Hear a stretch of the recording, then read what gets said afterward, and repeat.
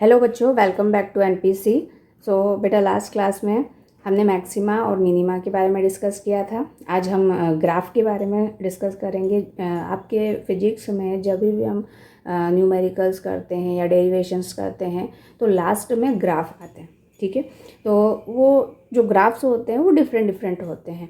आपको पता होना चाहिए कि किस तरह के शेप को क्या कहते हैं। तो हम वन बाय वन जब भी आपके डेरिवेशंस या क्वेश्चन आएंगे तभी तो हम डिस्कस करेंगे ही, लेकिन एक बेसिक आइडिया मैं आपको आज ग्राफ के बारे में देने वाली हूँ। ठीक है, तो देखो इस तरह से अगर मैं कॉनकेव अपवर्ड की बात करेंगे, कॉनकेव अपवर्ड मतलब अगर इस तरह से आप कोई ग्राफ देखते हो, इसका मतलब क्या है, आपका जो स्लोप है, स्लोप मतलब टेन थीटा की वैल्यू क्या हो रही है, इंक्रीज हो रही है। ठीक है, इंक्रीज हो रही है मतलब पॉजिटिव वैल्यू है। ओके, अब अगर आपने इस तरह का कोई ग्राफ देखा है, इसका मतलब क्या हो रहा है, ये कॉनकेव जो है वो डाउनवर्ड जा रहा है। अगर कॉनकेव हमेशा डाउनवर्ड जाए तो आपका मतलब है कि जो स्लोप है उस वो डिक्रीज हो रहा है। ठीक है, टेन थीटा की वैल्यू जो है वो डिक्रीज हो रही है। एंड स्लोप अगर कांस्टेंट है, ठीक है, मतलब आपको स्ट्रेट लाइन मिले तो इसका मतलब क्या है, स्लोप क्या है, कांस्टेंट। स्ट्रेट लाइन में क्या होता है कि सपोज देखो ये एक्स एक्सिस है, ये वाई एक्सिस है। स्ट्रेट लाइन में मैंने इस तरह से ये वाला एंगल आपका थीटा है।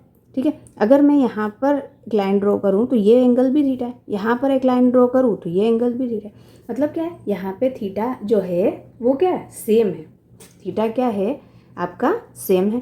ठीक है, तो टेन थीटा की वैल्यू जब आप फाइंड करोगे तो टेन थीटा भी सेम ही होगा, टेन थीटा भी सेम ही होगा ना आपका। ठीक है, तो क्या होगा, कांस्टेंट जो स्लोप है वो भी सेम होगा। ठीक है, तो इसका मतलब है कि जो स्ट्रेट लाइन है उसमें स्लोप हमेशा कांस्टेंट होता है। ठीक है, अब स्ट्रेट लाइन की अगर बात करी है तो स्ट्रेट लाइन की इक्वेशन भी आपको पता होगी। स्ट्रेट लाइन की जो इक्वेशन होती है वो होती है y = mx + c। ठीक है, तो इसमें जो m होता है उसको क्या बोलते हैं आप, स्लोप। ठीक है, अब ये स्लोप नेगेटिव पॉजिटिव दोनों हो सकता है। ठीक है, कैसे हम देखते हैं। और ये जो c है ये होता है इंटरसेप्ट। ठीक है, अब कैसे, देखो वन बाय वन ग्राफ के थ्रू हम समझते हैं कि अगर मैंने ग्राफ इस तरह से बनाया है एक्स वाई और ग्राफ हमने ऐसे बनाया है। ठीक है, इसको आगे भी बढ़ा सकते हैं, ऐसे बनाया है, तो आप देख रहे हो कि यहाँ पे जो थीटा है वो 0 डिग्री से 90 डिग्री के बीच में लाई करे। तो जब भी एंगल 0 डिग्री से 90 डिग्री के बीच में लाई करे तब जो आपका स्लोप है वो क्या होता है, पॉजिटिव। ठीक है, मतलब m की वैल्यू जो है इस कंडीशन में पॉजिटिव है। ठीक है, एंड सेकेंड थिंग, अगर आपने एक्स वाई इस तरह से, अगर ग्राफ इस तरह से आपका है, थीटा आप देख सकते हो, ये थीटा जो है वो ग्रेटर देन 90 डिग्री। ठीक है, इसका मतलब 90 डिग्री एंड 180 डिग्री के बीच में अगर थीटा लाई करे तो आपका जो स्लोप होगा वो कैसा है बेटा, नेगेटिव। ठीक है, नेगेटिव होगा, m की वैल्यू जो है वो आपका नेगेटिव। क्लियर।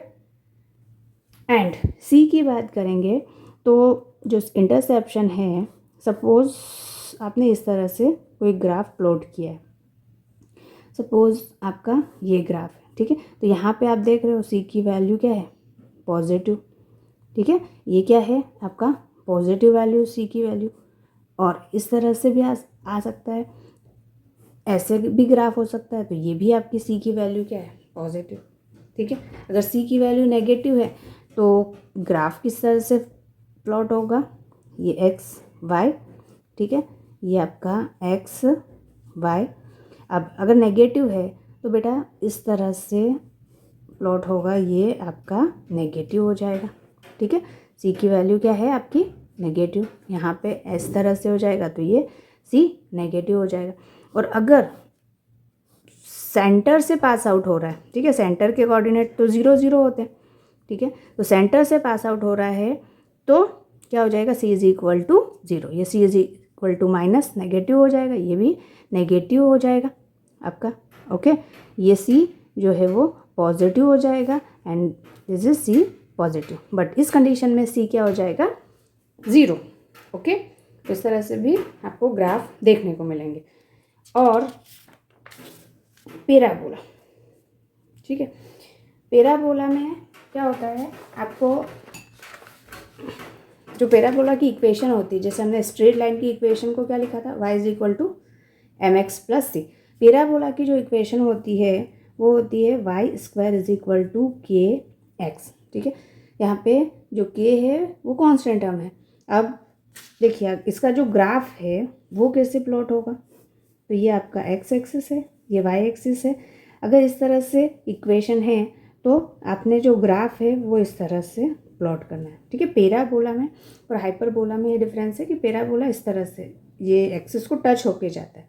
अगर मैं यहाँ पे इसे नेगेटिव ले लूँ, y square is equal to minus k x, ठीक है, y is equal to minus k x का मतलब जो ये एक्स एक्सिस है, यहाँ पे आप देख रहे हो इसको प्लस के एक्स भी लिख सकते हैं, मतलब जो एक्स एक्सिस है वो पॉजिटिव लेना है। अब माइनस है तो आपको क्या लेना है, नेगेटिव इन द सेंस आपका जो ग्राफ है वो ऐसे नेगेटिव एक्स एक्सिस में प्लॉट होगा। ये एक्स है, ये एक्स डैश, ये वाई और ये वाई डैश, ओके। अब ये ग्राफ इस तरह से भी हो सकता है, वाई के प्लेस पे एक्स स्क्वायर भी हो सकता है, x is equal two plus के वाई होगा यहाँ पे, ठीक है, एक्स के प्लेस पे वाई। यहाँ पे वाई है, इसका मतलब वाई एक्सिस पे वाई के पॉजिटिव है, मतलब पॉजिटिव में ग्राफ होगा प्लॉट, ओके।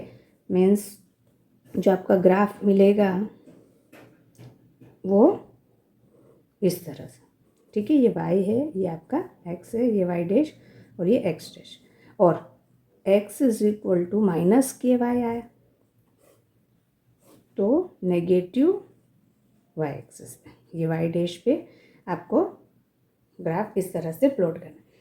तो पैराबोला के केसेस में इस तरह से आपके ग्राफ होते हैं। सर्कल में आपको सभी को पता है कि जो सर्कुलर टर्म है, सर्कल सपोज हमने ये सर्कल बना दिया, ठीक है, सर्कल में ये आपका एक्स एक्सिस हो गया, ये एक्स डैश, ये वाई और ये वाई डैश, ये डिस्टेंस आपका सेम रेडियस, ठीक है। तो यहाँ ये सेंटर है आपका, सेंटर के कोऑर्डिनेट 0 0, यहाँ पे सपोज आपने डिस्टेंस या रेडियस को ए ले लिया तो ये ए 0 हो गया इधर, ठीक है। इधर वाई एक्सिस में 0 इंटू इस वाई एक्सिस के कोऑर्डिनेट को क्या लिखेंगे, 0 इंटू ए, एक्स में नहीं है वैल्यू, सिर्फ वाई में है।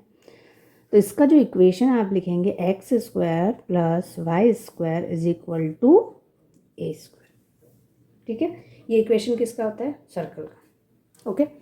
देन इलिप्स का, तो इलिप्स का जो फॉर्मूला है वो आप इस तरह से पहले ड्रॉ कर लेते हैं, उसके बाद में फिर फॉर्मूला हम पुट करेंगे।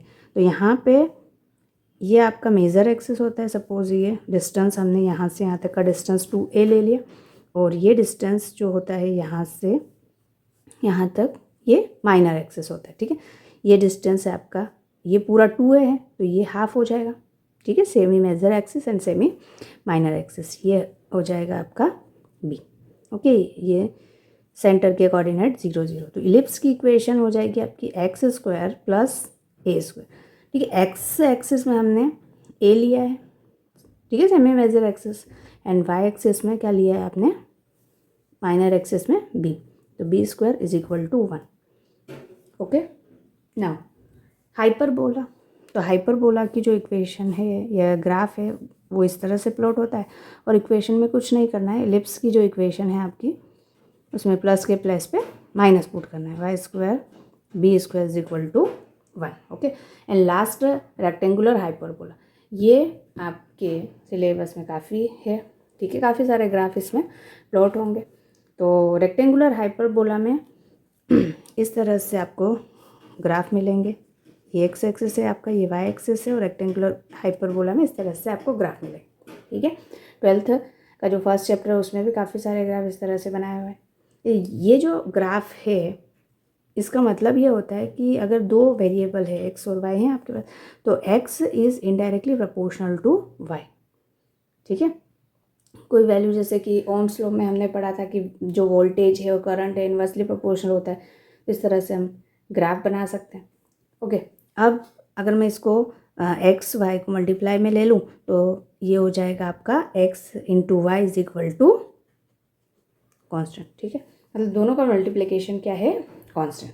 तो रेक्टेंगुलर हाइपरबोला का इस तरह से हम ग्राफ प्लॉट कर सकते हैं। ओके, तो सिंपल से ग्राफ है। जब हम आगे क्वेश्चंस में, डेरिवेशन में यूज़ करेंगे तब आपको और भी सारी चीज़ें क्लियर हो जाएंगी। ओके, आई होप यहाँ तक आपको क्लियर है। तो ये आपका जो चैप्टर 0 था बेसिक मैथमेटिक्स, उसके सारे टॉपिक्स हमने कवर कर लिए हैं। ओके, अब नेक्स्ट वीडियो में हम पढ़ेंगे chapter 1 unit dimensions and error analysis. Okay, thank you so much.